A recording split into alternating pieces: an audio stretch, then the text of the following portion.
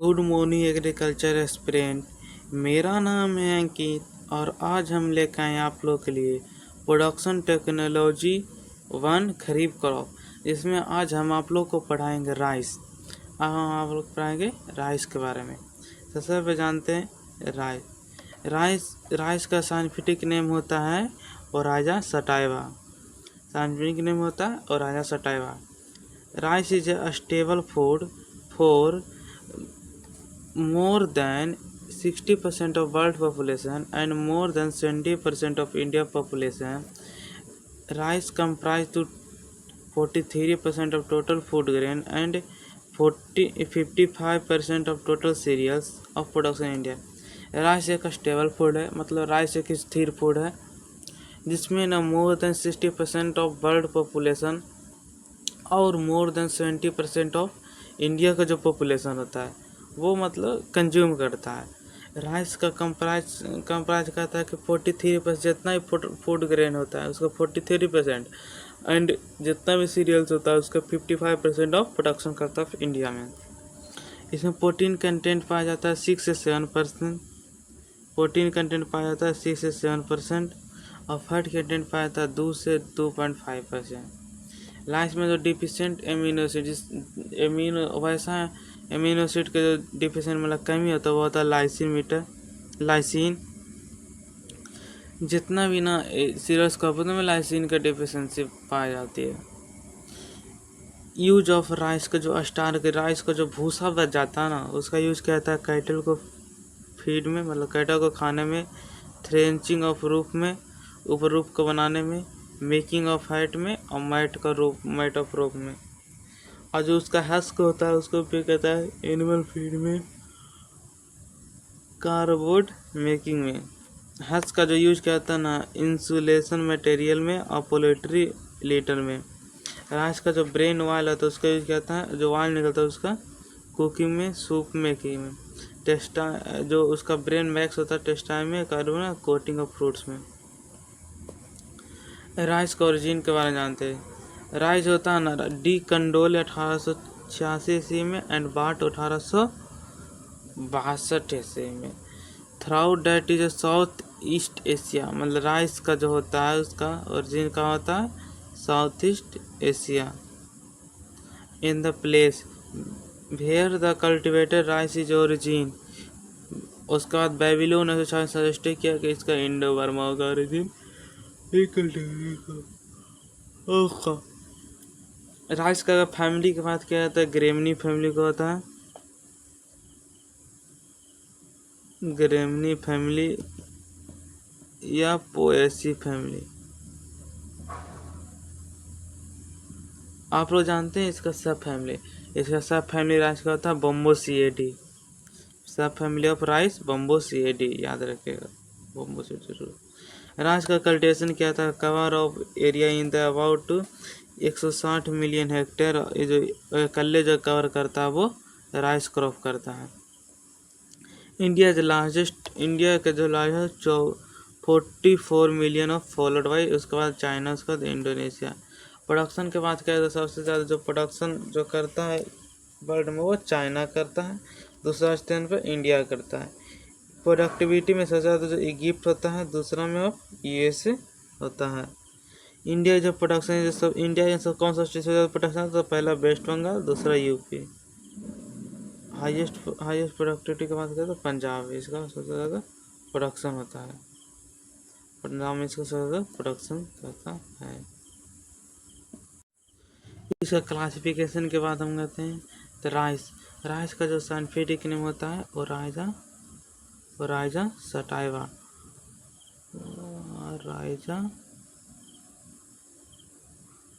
Oryza sativa इसका scientific तो जो जीनस होता है ओराइजा, और उसके बाद इस सटाइवा जो होता है इसका स्पीशीज होता है।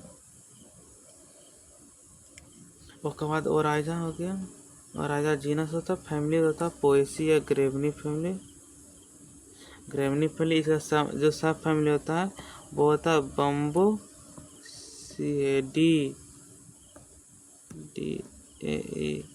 इसका सब फैमिली होता है।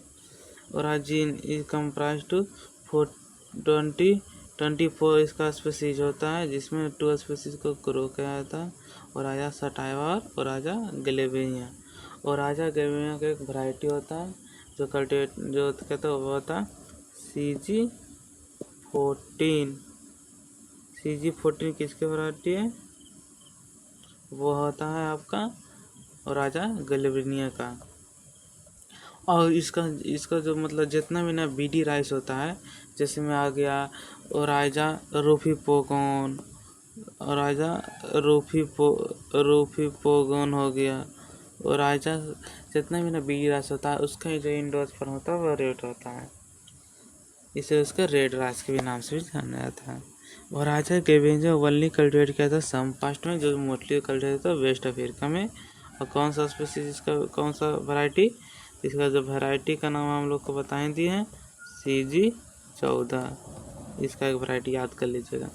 और सैटवा डिप्लॉयड होता है, इसका क्रोमोसोम नंबर 24 होता है।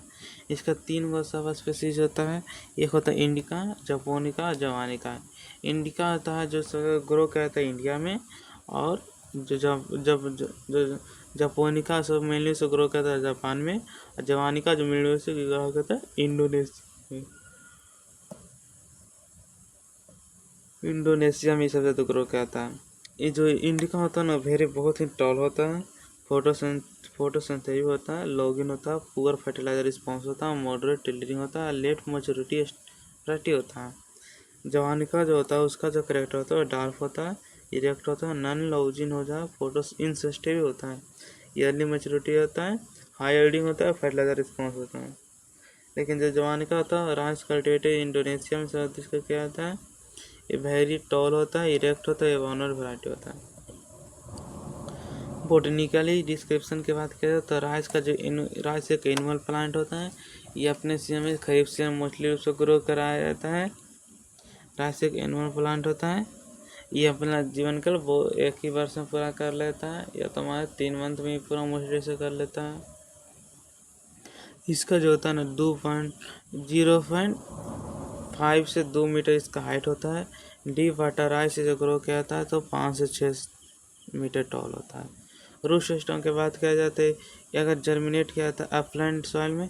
अपलैंड सॉइल किसे कहते हैं? एक लोलैंड सॉइल होता है, एक अपलैंड राइस होता है। लोलैंड और अपलैंड, अपलैंड मतलब होता है कि अगर इरिगेशन देने के बाद अगर 24 घंटा के पहले पानी सूख जाता है तो उसे अपलैंड सॉइल कहते हैं। लोलैंड में कहते हैं इरिगेशन देने के बाद 24 घंटे के बाद उसमें पानी का जमाव रहता है, उसे कहते हैं लोलैंड राइस। अपलैंड सॉइल हो गया। कोलोनाइज इमरजेंस हो जाता है उसके, फिर समर सॉइल में कोलियोपोटाइल इमरजेंस होता है। First primary embryo root which a radicle come to out through the colonize and followed by secondary root. These root die at a later stage, replaced by secondary adventitious root production to underground node and column. Shoot system जिसका बात करता है column is made of the node and internode का होता है। It is the leaf of the birds, the bird is near to ground level into tiller. Lips जो होता है इसका जो लिप्स होता है वो सेल टाइप का नेचर का होता है। Leaf blade is attachment to leaves से। पेनिकल होता है, याद रखिएगा कि राइस का इन्फ्लुएंस को क्या कहते हैं, तो राइस के इन्फ्लुएंस को कहते हैं पेनिकल। और बीट का क्या कहते हैं? बीट का कहते हैं स्पाइक, SPIK, बीट और बार्ले का। शुगर केन का क्या कहते हैं? शुगर केन का कहते हैं एरो। बीट का हो गया स्पाइक, सबका सनफ्लावर का तो कैप्टिकुलम, सबका अलग होता है। स्पाइकलेट इज डन हो गया। स्पाइकलेट इज कंसिस्ट ऑफ किससे? लामा और पेला से बना होता है। ग्रीन इसका फ्रूट कौन सा? करियोप्सिस होता है, सिंगल फ्रूटेड होता है, लार्मा और पेला। पी का भी जो outer part is the must involve करियोप्सिस। अब इसका क्लाइमेटिक कंडीशन देखते हैं। क्लाइमेटिक कंडीशन के बात करें तो इसमें जो रिकार होता है ना उसको क्लाइमेट, वो होता है हॉट और ह्यूमिड क्लाइमेट इसमें रिकार होता है। Best suitable region to high humidity, इसमें जो बेस्ट सुटेबल इसका जो है ना हाई ह्यूमिडिटी होता है। Prolong to sunshine ensure the supply of water. यह एवरेज इसका जो टेम्परेचर होता है वो 21 से 37 डिग्री सेल्सियस होता है। जब इसका टिलरिंग पर हाई टेम्परेचर रिक्वायर, जब टिलरिंग करता है तो उसका हाई टेम्परेचर होते हैं। ग्रोथ के लिए 20 से 32 सेंटीमीटर 32 डिग्री सेल्सियस, ब्लोइंग और पेनिकल इनिशिएशन 26 से 29 डिग्री सेल्सियस और रेफरिंग के लिए 20 से 25 डिग्री सेल्सियस। ऐसे राइस जो होता है वो 100 डे प्लांट होता है, 100 डे प्लांट होता है राइस, समझे। इसका जो हॉट ह्यूमिड क्लाइमेट चाहिए, ऑप्टिमम जो होता है वो 21 से 37 डिग्री सेल्सियस टेम्परेचर होना चाहिए ऑप्टिमम। राइस जैसे फोटोसिंथेसिस, ये देखिए यहाँ पर 100 डे प्लांट होता है। ये राइस के सीजन का तीन उसको कराता है। एक होता है औस उसको ऑटम भी कहते हैं, एक होता है आमा जिसको खरीफ कहते हैं, एक बोरो जिसे रबी कहते हैं। देखिए यहाँ पे सर ना औस जो होता है, याद रखिएगा, औस अमन बोरो। औस को ऑटम कहते हैं, अमन के स्प्रिंग कहते हैं या खरीफ कहते हैं, रबी को बोरो कहते हैं। औस का बात करें तो मई जून में होता है, इसका सोइंग कहता है, और जून से सितंबर में हार्वेस्टिंग कर देते हैं। उसके बाद आप जुलाई से अगस्त में इसका सोइंग कहता है अमन को। जो मोस्टली ग्रो किया जाता है वो अमन ही होता है, खरीफ वाला। और नवंबर से दिसंबर में इसका सोइंग हार्वेस्टिंग करते हैं। रबी वाला में नवंबर से दिसंबर में सोइंग और मार्च से अप्रैल में हार्वेस्टिंग। इसमें सवाल करने से वैसा सवाल करने से जिसका डाटा होल्डिंग कैपेसिटी ज़्यादा होता है वैसा सवाल का मोस्टली परफेक्ट होता है। इसमें क्लियर सवाल ऑर्गेनिक मैटर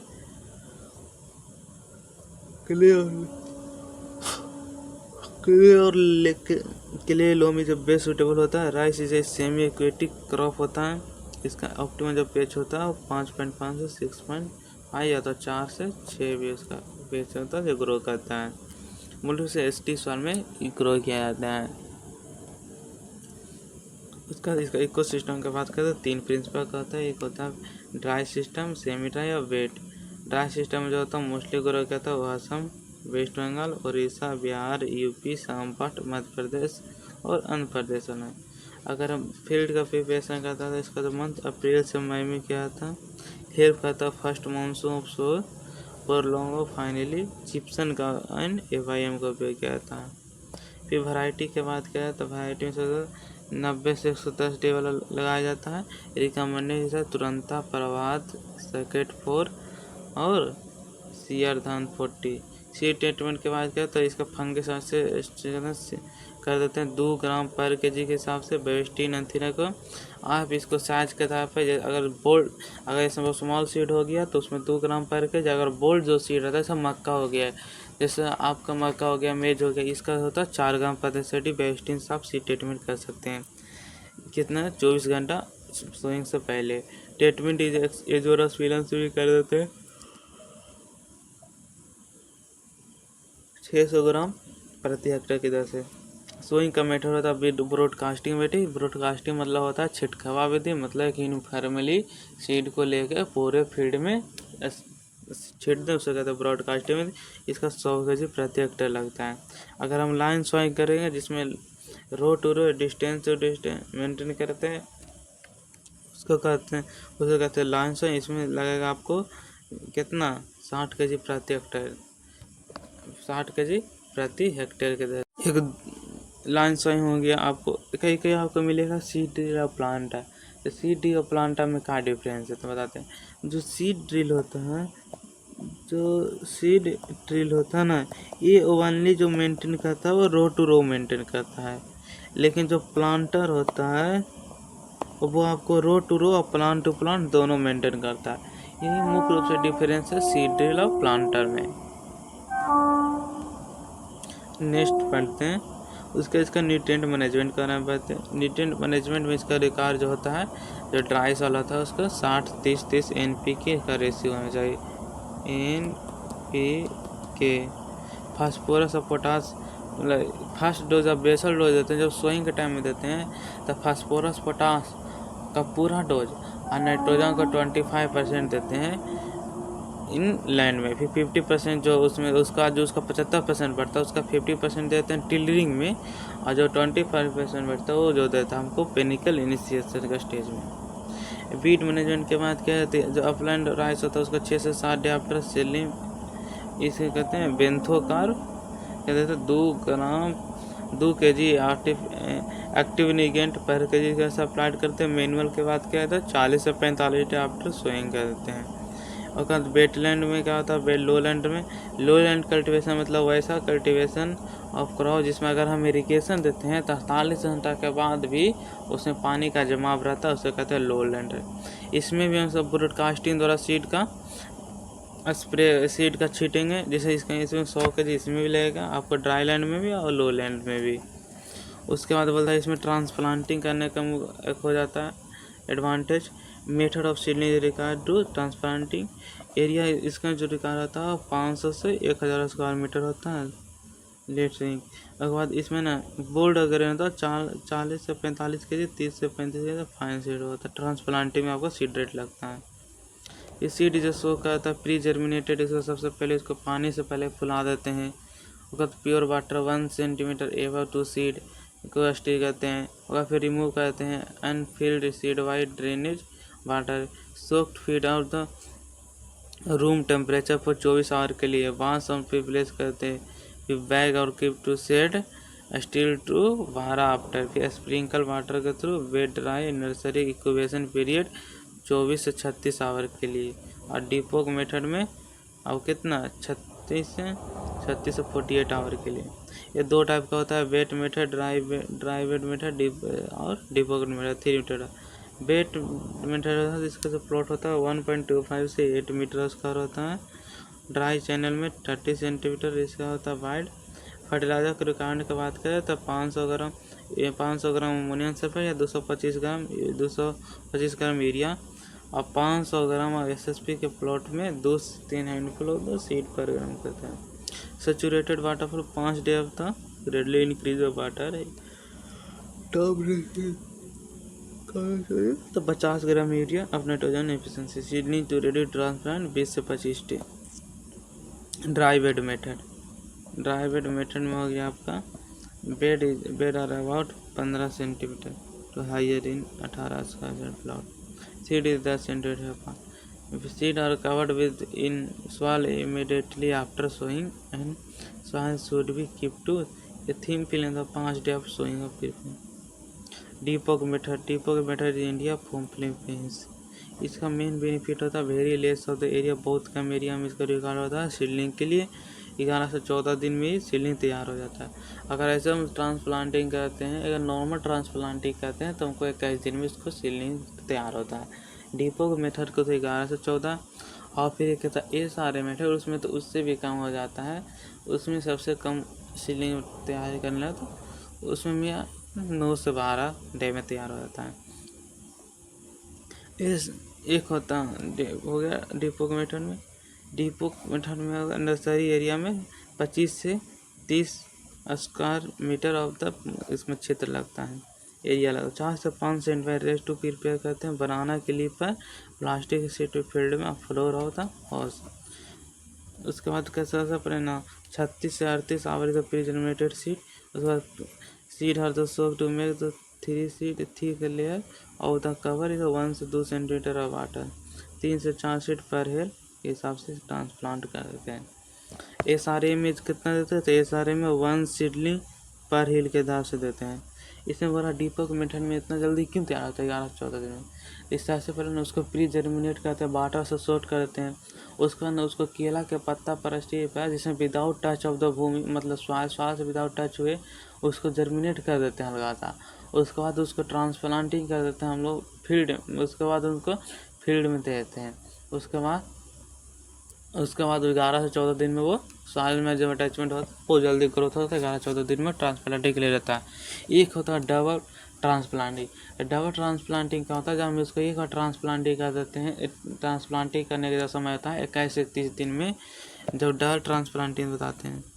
डबल ट्रांसप्लांटिंग क्या होता है, जब हम एक बार जब सोइंग करते हैं तो जब 21 से 30 दिन में जब उसका ट्रांसप्लांटिंग का जब एज हो जाता है तो वो किसी कारण वहाँ पर बाढ़ आ जाता है या किसी भी इन्वायरमेंटल कंडीशन या किसी भी कंडीशन से हम उसको सोइंग नहीं कर पाते हैं तो फिर से वही रेशियो में हम वही कुल्हे का वहीं से उसको वहाँ से उखाड़ कर हम दूसरे फील्ड में फिर से उसको सेम ही अथी पर उसको ट्रांसप्लांटिंग कर देते हैं, और जब वहाँ से फिर से 21-30 दिन में जब उसका रूट का जब अच्छी तरह से डेवलप होता है, फिर हम उसको मेन फील्ड में ट्रांसप्लांट कर देते हैं। यानी मिनिमम हमको 60 से 70 डे लग जाता है उसको सोइंग करने में, ट्रांसप्लांटिंग, सोइंग टू प्लांट और ट्रांसप्लांटिंग में।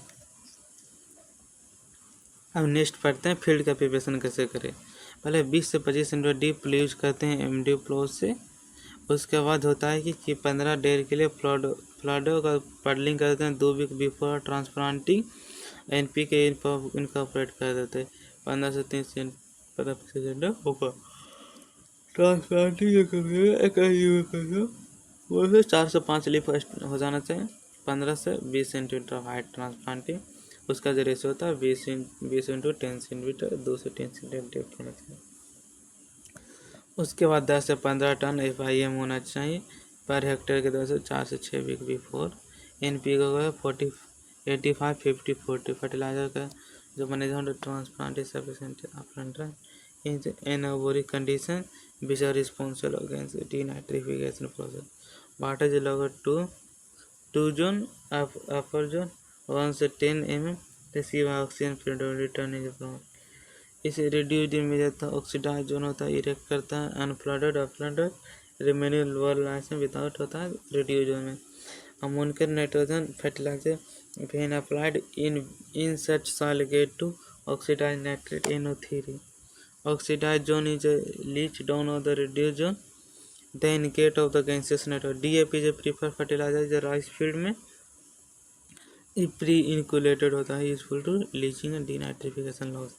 एप्लीकेशन के बाद क्या तो फास्फोरस पोटास और 50% ऑफ नाइट्रोजन शुड बी दिया जाता है और 25% ऑफ टिल्डिंग 25 से 30 डेट और ट्रांसप्लांटिंग में आ जाता तब उसका देते हैं।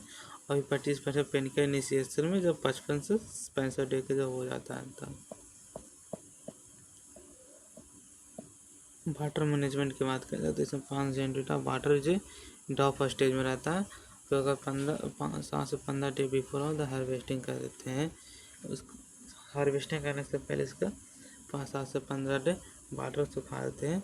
फिर टिलिंग फ्लावरिंग क्रिटिकल स्टेज का होता है, टिलिंग से फ्लावरिंग से क्रिटिकल स्टेज राइट।